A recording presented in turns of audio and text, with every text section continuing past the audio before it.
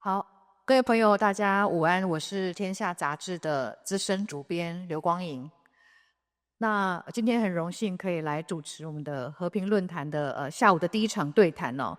那必须说，其实真的是压力蛮大的，因为跟两位大师同台。那我稍微简单讲一下，为什么会找我来主持哦？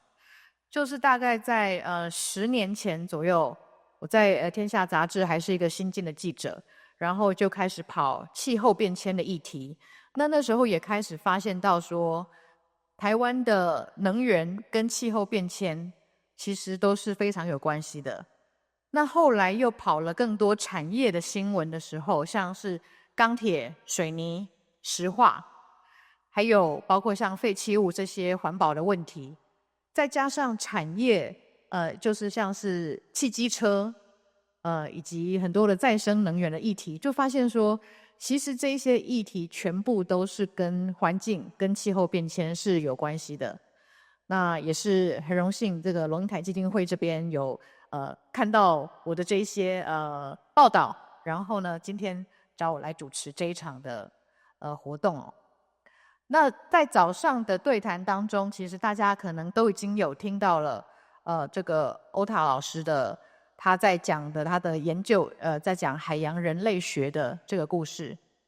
那等一下呢，我们要请他来跟我们分享的有15分钟开场的这个演讲，他会讲更多的他在他的海洋人类学当中看到了什么样的观察，以及为什么海洋还有环境以及气候变迁的议题会跟和平、会跟人类的未来有关系。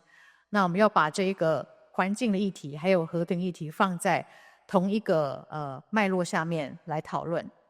那就让我们掌声来欢迎欧塔教授来给我们带来15分钟的演讲。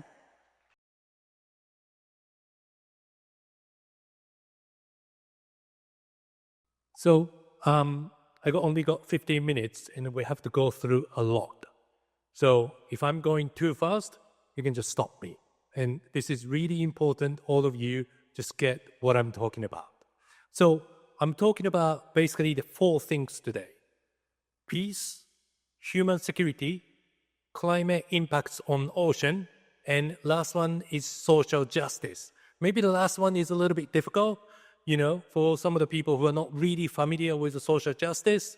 But social justice basically means against isms, racism, misogynism, any of the discrimination without any, with the pretty much prejudice, and going against it is social justice. So this is what I'm going to connect those four things in 15 minutes. So stay with me. So first of all, I wanted to really put in the context of the peace. Why am I talking about ocean? Why am I talking about environment? What's that got to do with the peace? Then this is a part which is very important for us to understand. Peace is not just national security. Peace is composed of basically two different types of security. One is the national security, which is really everybody talks about the sovereignty, borders, deterrent, and potentially military. Those things that we tend to talk about when we talk about the security is about national security. It's really important. But the second thing, human security, this is kind of like a new concept. It came out in 1990s. With realizing, okay, it's very important to talk about our land and security and sovereignty, but we also need to talk about our individual safety, individual security. When the peace is broken, what affects most is our everyday life.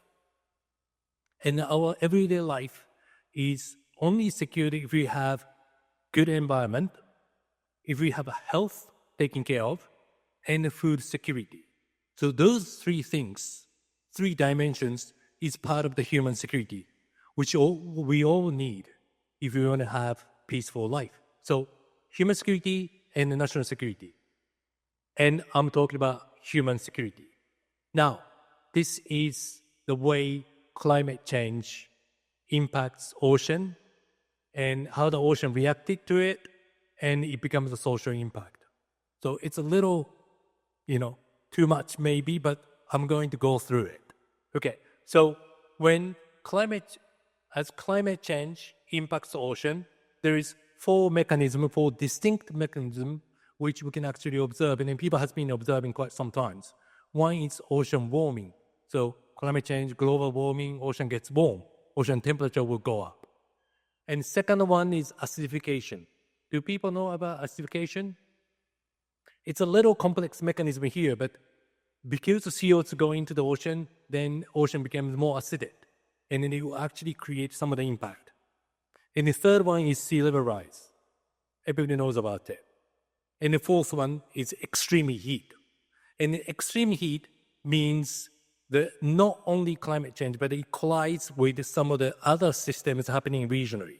So in the Pacific, it's an oscillation system, which just heat comes and goes and creates something called a heat blob, which is all the heat contained in one place. Those four systems is how climate change by physically impact ocean. And then those impact now it's translated into environmental shift, which how the ocean ecosystems reacts or shift to it. When the ocean warming happens, I'm talking about the top one, it shifts or changes marine ecosystem. As much as we are, all the fish and everything moving around in the ocean and the living species are very much sensitive to the temperature. We are sensitive, but they are very sensitive too. And then that will actually change their behavior, where they live, and their longevity. They don't really survive well. The second one, acidification, it impacts shellfish, right? It impacts shellfish and the coral reef. Those composed species will actually suffer.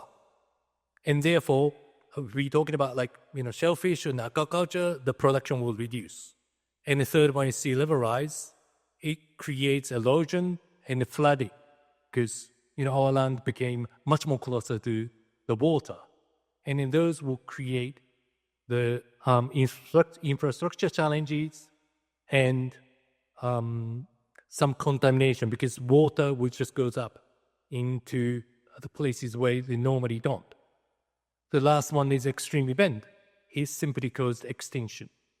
The last some decades, we're just observing so much of the biodiversity lost because of the sudden extinction. And sometimes in the normal circumstances, you lose something and then they will bounce back. That's the usual thing. Okay, occasionally you have a sudden hit and things goes wrong, but you bounce back. It's called the resilience, ecologically. But at this moment, because it's heat, this change happening with the climate change is something we never experienced before. Some of the things supposed to come back doesn't really come back. And then that's the problem with climate change.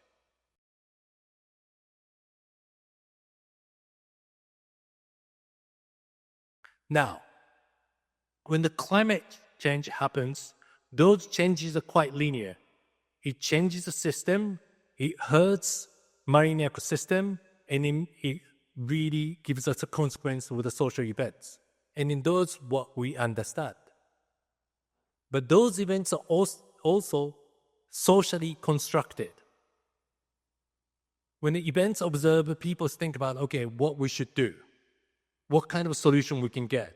And in those solutions, sometimes power or other interpretation comes in.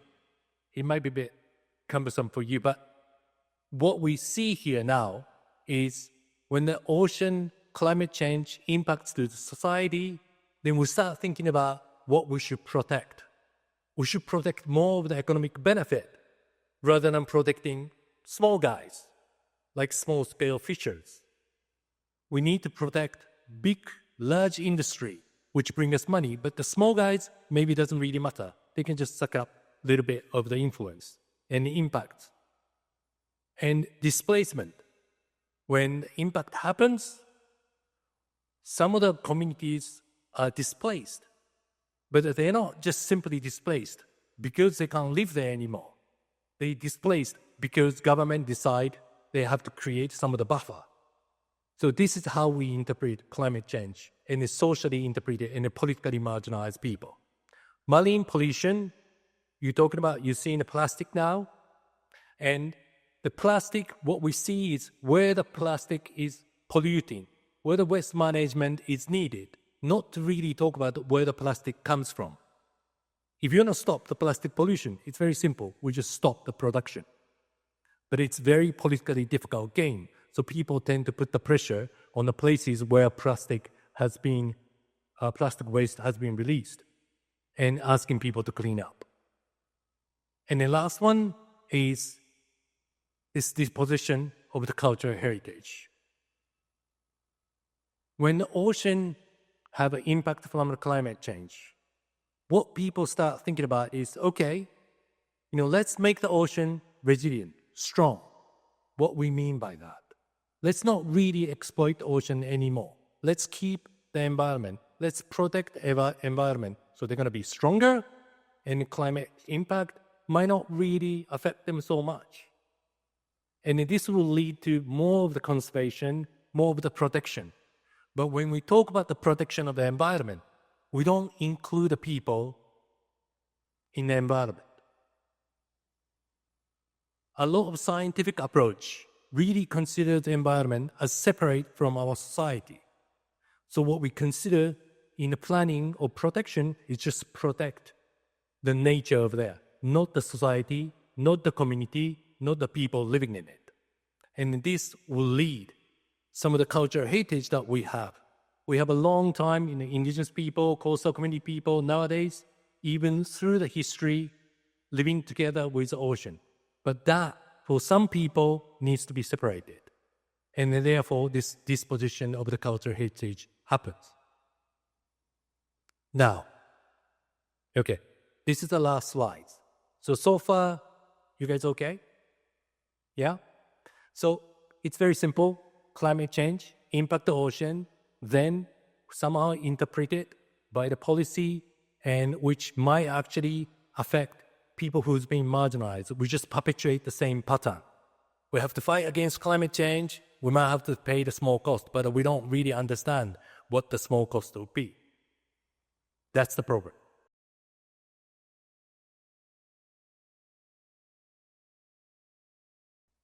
So how can we go against it? In the morning, I said there's 3 things we could do, right, to keep human security, right? One thing is to discredit disruptive narrative, which basically means we have to be careful about what people telling you. We always have to go with understanding of what's going to happen with the proper message without any political agenda. That's the most important part of it. Then we can plan our future. We can plan what we like to protect. Now, so I have my research center, and our research center is a bunch of people. We work with 30 different institutes all over the world. And one of the institutes in Canada, and with my colleagues, do create the system which we can actually see the potential of our future ocean economy. So this is an analysis of Taiwan's future ocean economy. If you actually look at it, we project it with 2050 and 2100. On the left 2050 is the red part is things going negatively, right?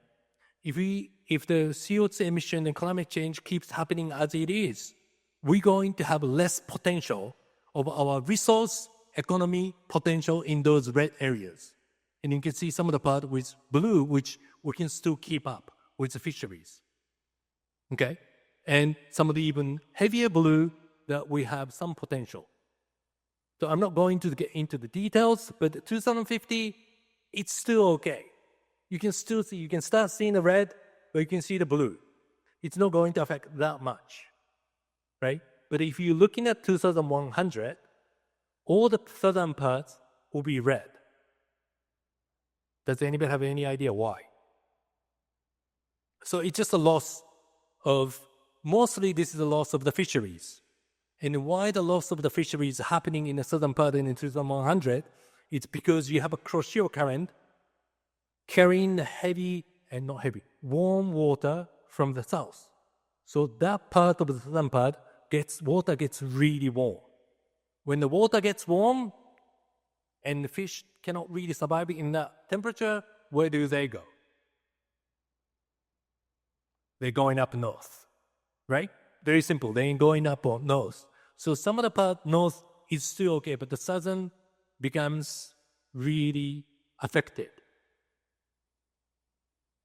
Now, this is projection, and in terms of economic chance, it's about 3 to 5% loss. So you don't have to fear it. You don't have to scare. It's not the end of the world. 3 to 5% the potential loss of the economy, you can cover it. The problem is, where exactly is going to happen? This is very rough map. But most of the impact is going to the coast. You can't really see in this map, but the change will happening in the coast. And the coast, who's fishing? In the coast, there is a subsistence fishing. There's a small-scale fishery going on in Taiwan, and then that will be affected very much. And then that's what we need to think about it. When the climate impact happens, the projection tend to be aggregated. Okay, so you can see those loss, but the real caveat, which is really important, is, yes, thank you. It's happening in the coast in the detail. And who's going to be most affected? Not the loss of the 3 to 5%, but really somebody who's actually living in the coast, living in the ocean. That will be most affected. So now I shared, and the projection is there. It's very close, but if we're looking into the way we need to treat human security in the coast, then we can really know what to focus, which is the people depending on the coast, even in Taiwan. So I'm only here for a week, and this is really the rapid change, rapid assessment that we made. So we still have to plan how we're going to cope with this climate change in the ocean. But I have to say, with Taiwan, the loss is still manageable in a short time, and human security will be really covered if we plan it well. Thank you very much. 谢谢，谢谢欧塔教授。我觉得看到这个台湾周遭这个鱼的预估，其实是蛮触目惊心的。然后我觉得他点出了一个很重要的点哦，就是我们在看到海洋资源的枯竭的时候，可能不是只是看整体的数字，要去看说是哪一些在海岸边的，可能这一些社群它会受到最大的冲击。那现在就要开始准备，他们未来会是怎么样？那接下来要邀请到这位讲者，其实都不需要太多的介绍，但还是简短介绍一下哈。李宏源教授是土木跟水利的专家，那也是我们曾经当过内政部的部长。那非常谢谢部长在百忙之中，那他跟我们讲说怎么跟自然再找回和谐的关系，让我们掌声欢迎部长。好。谢谢主持人哈。这个当龙部长找了我的时候，他讲说要谈和平，其实最需要谈和平的是人跟环境。我最近在谈很多跟宗教团体在谈布施，其实最需要布施的是地球。所以我今天呢，大概就跟各位讲什么叫气候变迁。现在人类两个问题：全球化、全球暖化，事实上是所有人类最大的问题。这是过去100年曾经发生5级以上地震的每一个点，告诉我们脚底下没有一个地方是安全的。你在10年前问我台湾平均有几个台风，我会告诉你4.5个。但是在今年以前，台风已经连续3年不来台湾了，所以我们现在很担心，万一它变成常态怎么办？因为我们中南部的水资源90%是台风带进来的，台风不来，我们就没有水。这地震就不跟大家谈了，这是曾经发生在台湾的故事。什么时候会发生 ？Anytime， 它都会发生的。严重水灾的频率从19年降到2年，严重旱灾的频率从17年降到9年。中文有风调雨顺这4个字，没有风调雨顺的，不是旱灾就是水灾。过去人类的战争是油的争夺，现在开始人类的战争是水资源的争夺。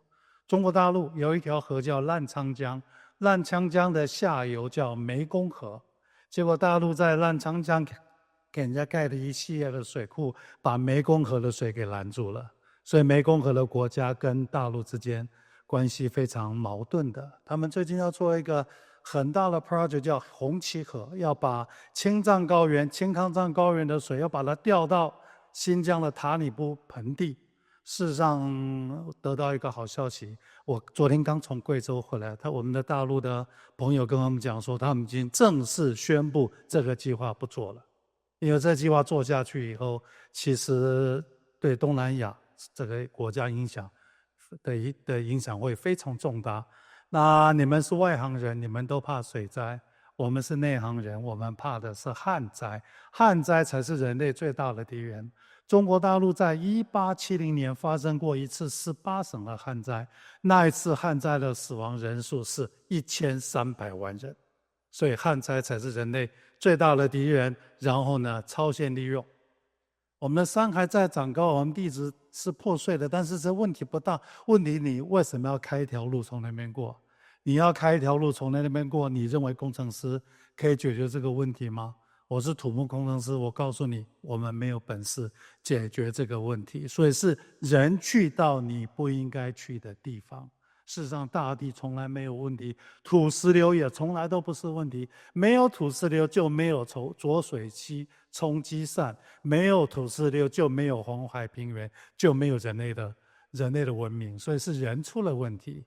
这个我们过去的骄傲，中部横贯公路，结果到今天已经过了几年了，已经20多年了，这条路有修回来吗？这条路并没有修回来。但是我们现在又犯了一样的错误，叫做疏花改、疏花替。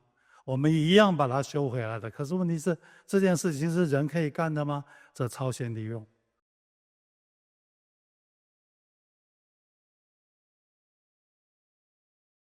这是我们的农业奇迹，我们可以种出最好的高冷蔬菜、最好的高山茶、最好的温带水果，但是这是我们付出的代价。可是你讲说，你们原住民实在很可恶，为什么要在山上这样子做？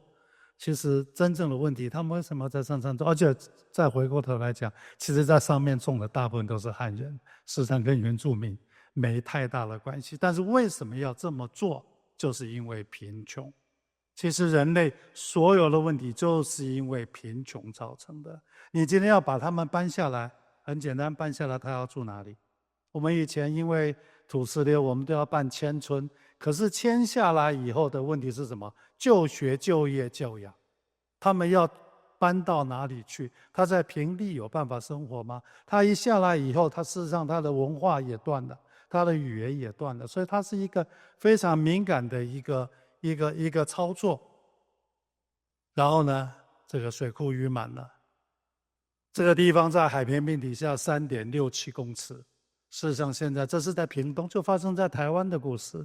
那你讲说，他们你们不要养了，那不要养，那下个问题是什么？我们要吃什么？我们要吃什么？我记得我在2009年在西安，在古时候的长安办了一个世界精神领袖论坛，就谈气候变迁。但是我们不找教授，因为教授讲的话我们听太多了。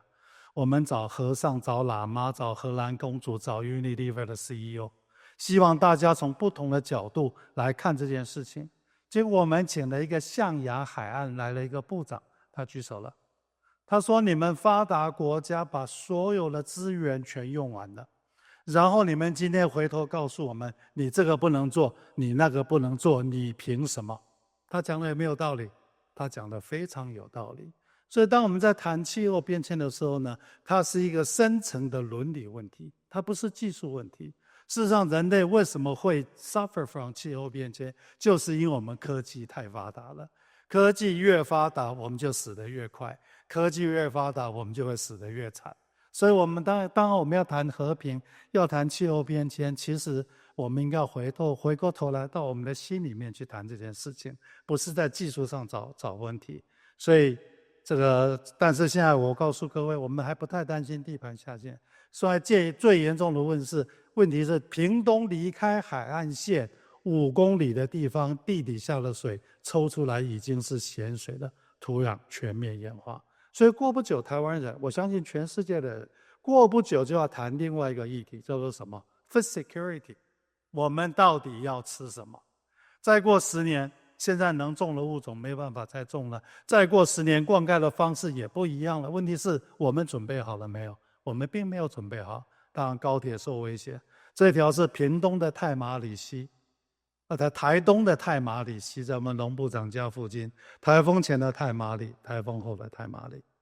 工程师绝对没有能力把它从这样变回这样。还有呢，这条是古关到梨山的路，99年断了，04年修回来，05年断了，06年修回来。每一次断掉死掉几个人，每一次修要花好几个亿。我们的重建预算从民国90年到现在，我们的重建预算花了5000亿。问题是，那你这条路不修，那你讲得很轻松，那住在环山跟梨山的人，你如何解决人家的进出问题？这是信义乡神木村的龙华国小。96年前很漂亮，赫伯台风回来，97年盖回来，积极地震回来，01年盖回来，09年莫拉克又毁了，2011年又把它给盖起来了。所以这件事情告诉你们什么？告诉你们台湾人非常了不起，这是我们的韧性。可是我们就一直 keep repeating， 我们一直都在犯同样的错误。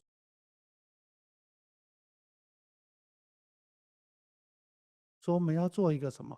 我们现在在谈的叫做 Resilience Smart City， 就是我们过去把所有的钱都放在2条堤防，都在工程设施，事实上这叫做 C1。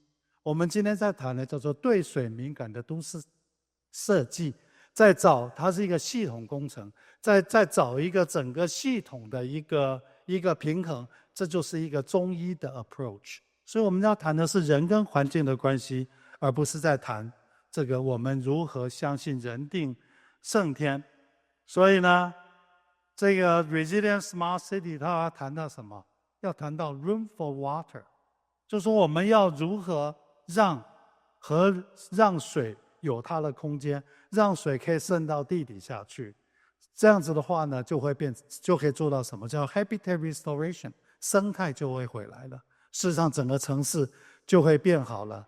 那它最大的难处是什么？它讲起来都很简单，也没有什么大工程。它最大的难处是在中央跨了5个部，在地方中央跨3个部，在地方政府跨5个局，在一个大学跨3个专业，没有什么了不起的工程，但是它的这个整个系统非常复杂。还有在这集水区里面呢，相关的法令20条，法跟法之间是矛盾的。事实上，法跟法之间是矛盾的，所以我们除了要让人免于淹水，让我们免于缺水，非常重要的是，我们要让所有的这些 beings， 所有的万物在这里面都可以找到它的空间。所以我们过去传统的污水处理厂，我在2000年开始在 promote 什么人工湿地，我用生态的方法，我一样可以把污水给处理掉。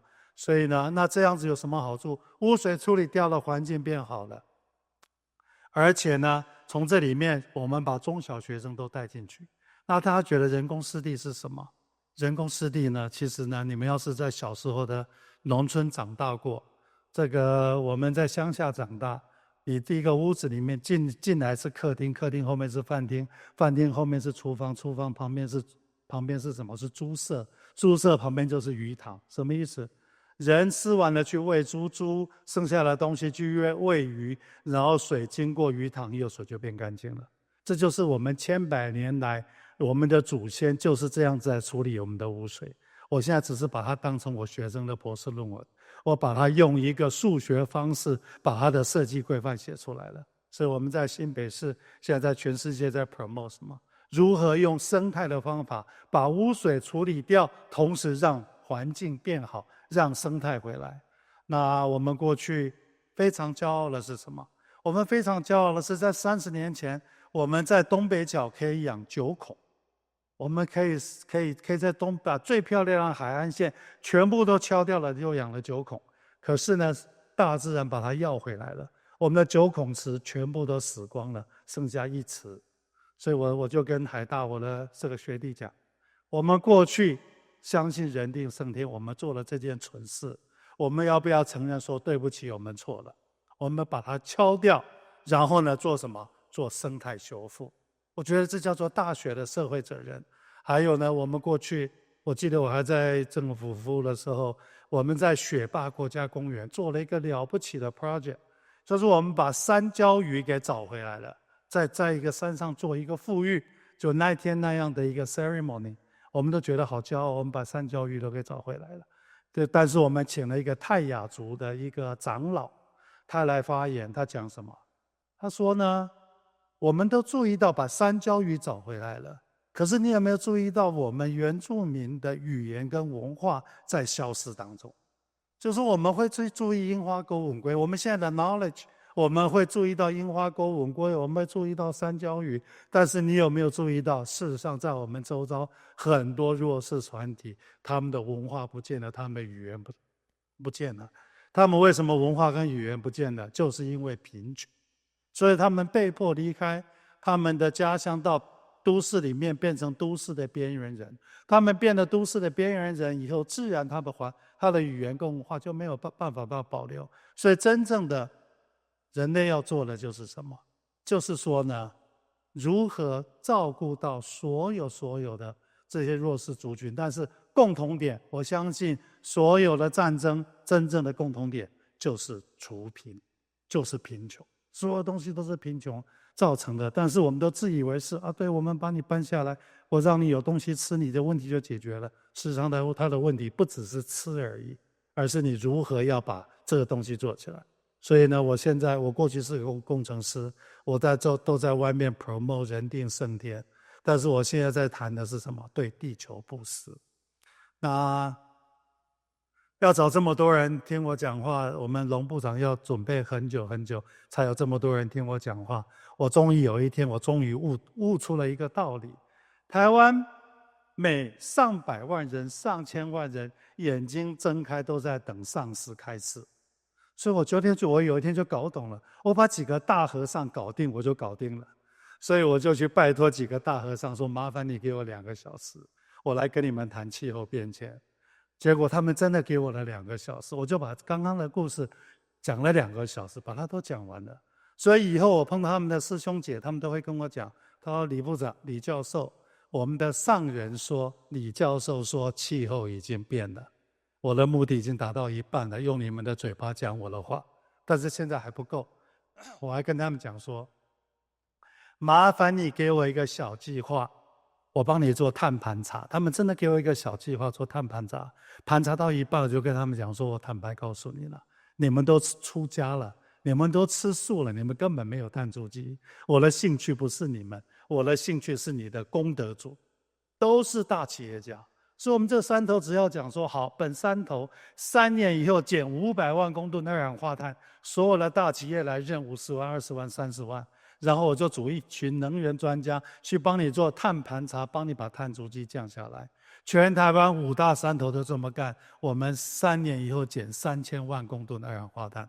事实上，我们的绿能产业就起来了，而且我们就变富有了。所以这叫宗教的社会责任。所以我们现在在谈宗教社会责任，然后这里面谁要来做？大学来做，就大学社会责任。好，最后呢是谁要来参与这件事情？企业。这叫做真正的企业社会责任，不是为了写 ESG 也要写 ESG， 而是说你 ESG 报告写完以后，你的产业要升级，然后所有的人都得到他应该要得到的，营造一个3赢的状态。所以我的15分钟也到了，我就跟各位报告到这个地方，谢谢大家。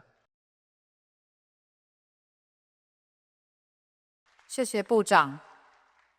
那我接下来的这个对谈哦，我其实只会问2个问题给2位，然后其他的时间就希望多了保留时间给我们的现场观众朋友。第一个问题其实是关于资本主义跟经济的问题，因为刚才部长其实讲到说宗教的这个大师哦，但是其实我觉得大部分人的宗教可能叫做钱，所以这个可能是更难的。那我想要问的就是说，像我们刚刚在简报里面看到的高山农业，然后还有各种山里的开路，各种的开发，其实它的背后都是我们对于经济发展的无止境的追求。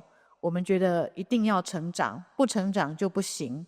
那到底这件事情，我们要怎么跟地球的和谐这件事来解决呢？如果说人类我们是被资本主义所主宰，我们是经济的动物，那我们要怎么样达到和谐？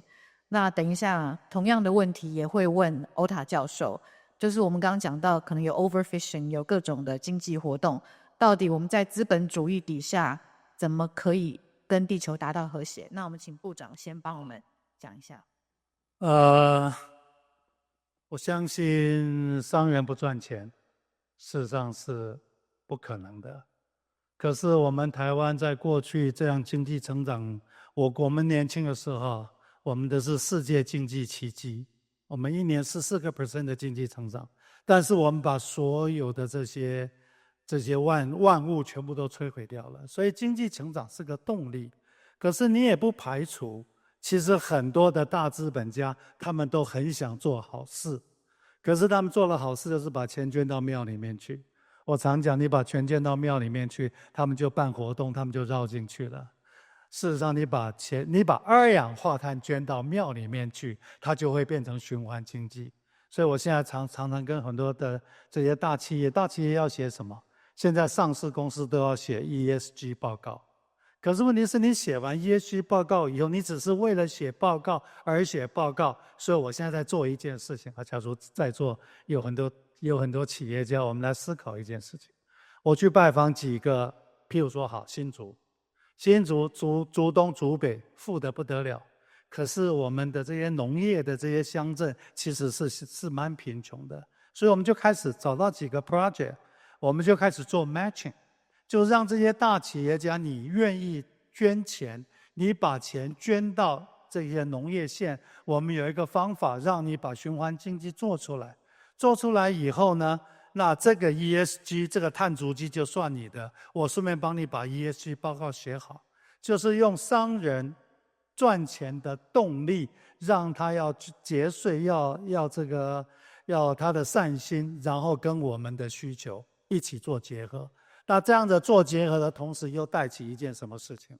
除贫，就是说你让农村的农民经济富起来了。那你农村的农民经济富起来以后，他们譬如说原乡，他们的原住民的年轻人就不用在都市里面当边缘人，他们就回到原乡去，事实上他们文化语言就保存了，然后北漂的人就可以回到他的故乡。那这样子的话，城乡差距事实上所有的问题就跟着解决。所以我是觉得我现在正在努力在做，就是让这些大企业家的爱心跟我们的这个地方的需求结合在一起，然后用 ESG 用碳权把它给串起来，这是我现在正在努力的目标，也快要看到有一些成果了。所以各位假如有企业家，欢迎的大家一起来参与。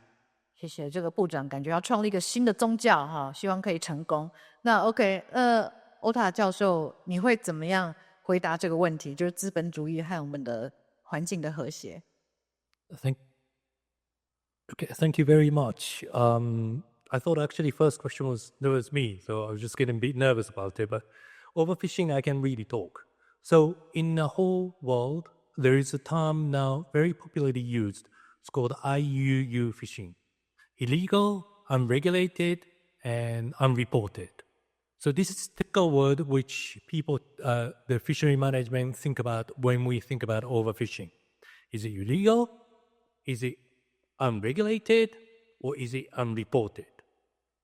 But this is a really false notion, because illegal doesn't actually mean overfishing. There's lots of people who are actually fishing, but it's not really regulated, but yet it's completely sustainable.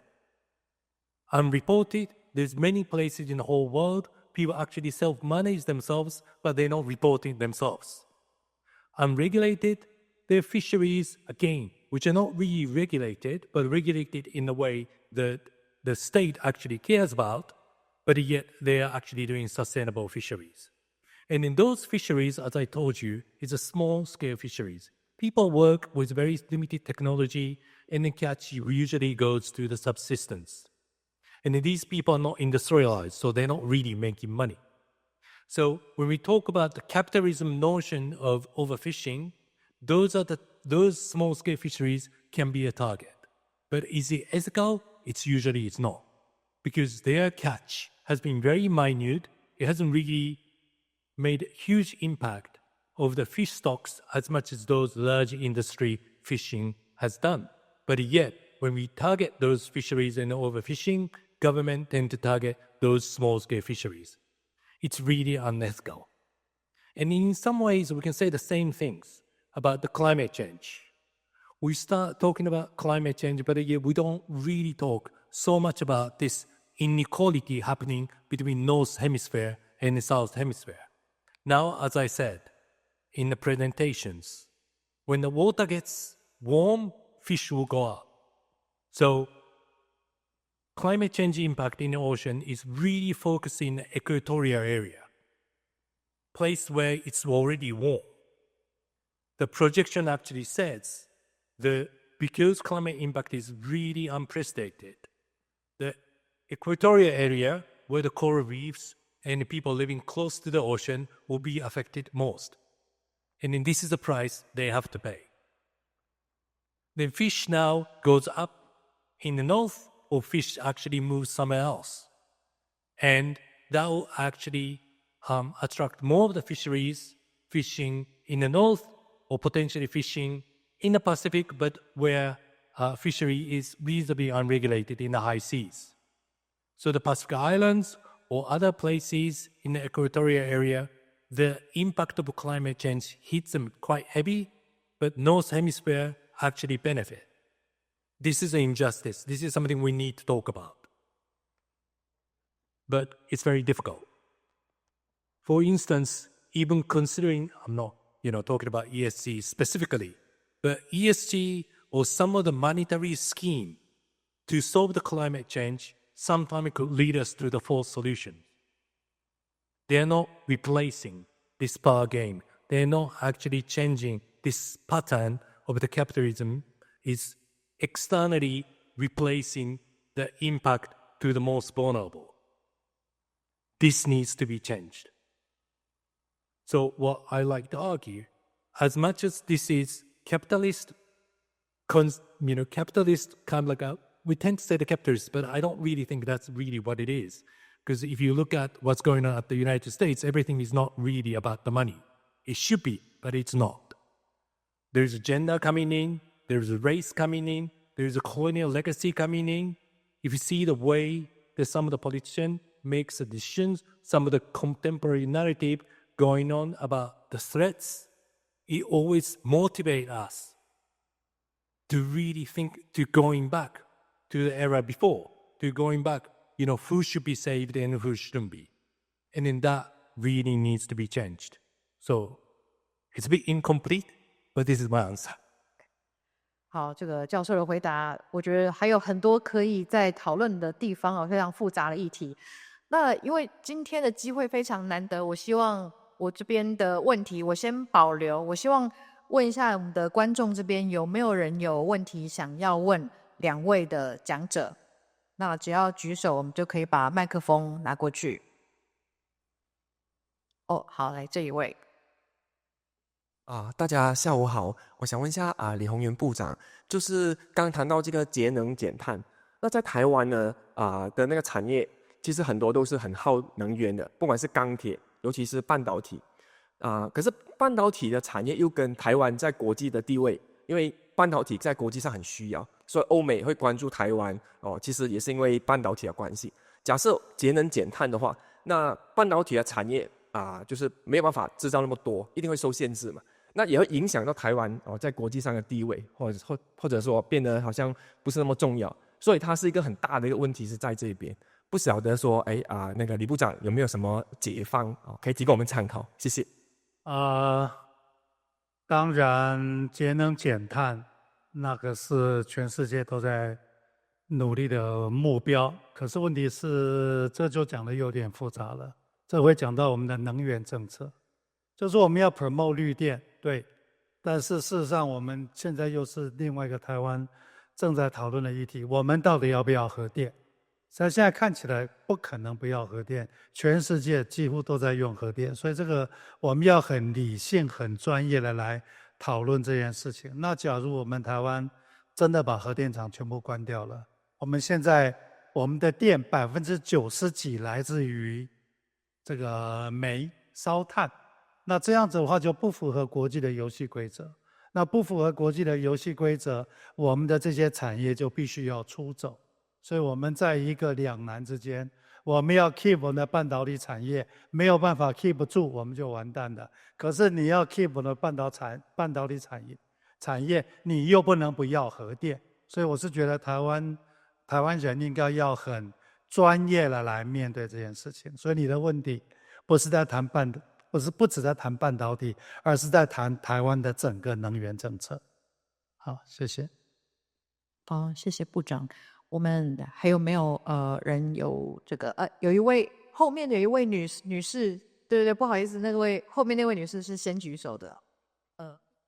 对，不好意思，我的问题也是针对部长的部分，就是刚刚部长提到您到雪霸国家公园，跟原住民互动那一段，我心有戚戚焉，就是因为，我听说现在我们台湾正在跟原住民学习尊重大自然。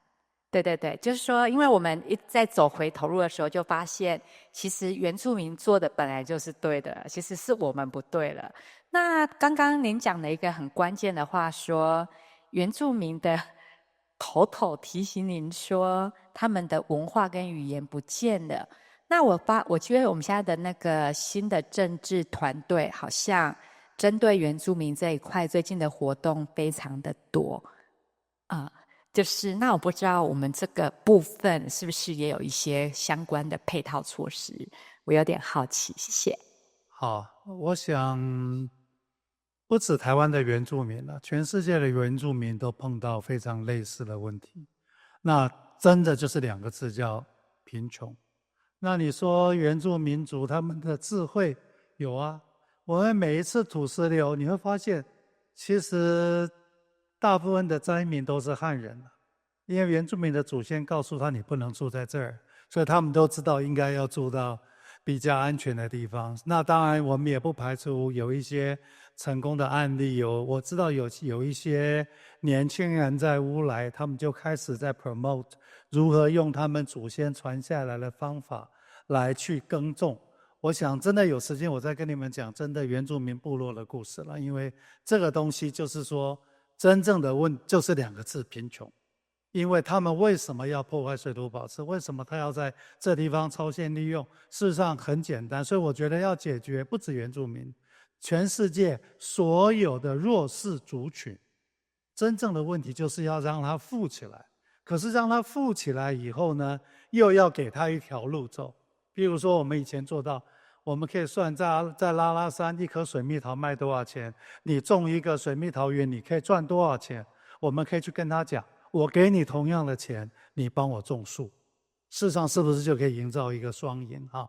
我想这个时间到了，我们有兴趣再私下来再坐下来好好聊。谢谢部长。我们刚刚有一位女士这边举手，我们可以请工作人员帮忙递麦克风哈。我们就最后一个问题，谢谢。我也有一个问题想要请教李部长。对，您好，就是在您刚刚提到building a resilient smart city 的时候，您说其实技术方面不是太复杂，那可能像法律这领域可能会有些不复杂。那我想就是身为一个法律系的学生，我想请问您，就是可能您认为你会想要向法律界的就是可能提出说建议可以往什么领域或是哪一些法律去探索，有更多的解决方式这样。谢谢。 OK， 我们都在政府服务过，公务员依法行政，就是我们每个不同的部会，事实上我们在执行的法令是不一样的。可是问题是我刚刚讲，在一个集水区 Resilient Smart City， 那在中央政府就会跨3个部，在一个市政府跨5个区。那这里面事实上大家主管的法律就会很不一样，它事实上常常是冲突的。所以这个东西我们台湾人没有分清楚，不止台湾人，很多的政府都是没有分清楚什么叫法律问题，什么叫政治问题。事实上我们常常法律问题政治解决，政治问题法律解决，到了最后都没解。所以当你碰到一个这样的一个复杂的问题的时候，要有一个人出来 coordinate。假如你说我在过去政府有什么贡献，事实上我唯一的贡献是我 always 站出来 coordinate 不同的部会，让大家在不同的节奏里面一起往前走。这个政治难度很大，但是工程技术绝不是问题，所以我一直强调这个叫做韧性城市，它比较像中医，在找整个城市的一个平衡。我们目前的操作方法比较像西医，我们都觉得我们应该就是单一目标，单一的可以解决。所以你有兴趣我们再慢慢聊了，这个是英文叫 cutting edge problem， 这个才是最复杂的。所以就会回到东方的文化，东方的哲学跟西方的文化跟西方的哲学，事实上我们从不同的角度在切入，最后中西方要有办法融合的时候，事实上我们就有智慧来解决我们的问题。谢谢部长。Ota 好像有简短的 ，Please keep it short. Can I just to briefly answer all of the questions from my perspective? When you're talking about energy, there's been going on about things called the blue economy, which really pushing for the renewable energy. But when we talk about renewable energy, economically, it's only viable if you actually put the renewable energy on the grid. But what really need is we actually deploy renewable energy in the places where the electricity hasn't really reached. And then they're actually burning fuels to create gas engine and then make the renewable energy. And then that will be most needed. But the policy still hasn't really addressed it. And then that's the one thing we have to consider. I know about the semiconductor is a little bit different things, but when we talk about energy issues and where the energy is needed is what we need to discuss about. About indigenous cultural things, it's not really indigenous people carry this knowledge all the time and it's somehow passed down and we can have a solution from there. The indigenous culture and contemporary culture has been mixed and we survived. But the memory of the indigenous conquered is not really just revealed. What I meant what I'm doing is there's still places where the indigenous people are really suffering because they are really not protected in the same way that we are. And then that needs to be solved first. And then we can really talk about like trust building and understanding how we're going to live together. And then that's what the most important things. And that comes down to the question about the legal thing.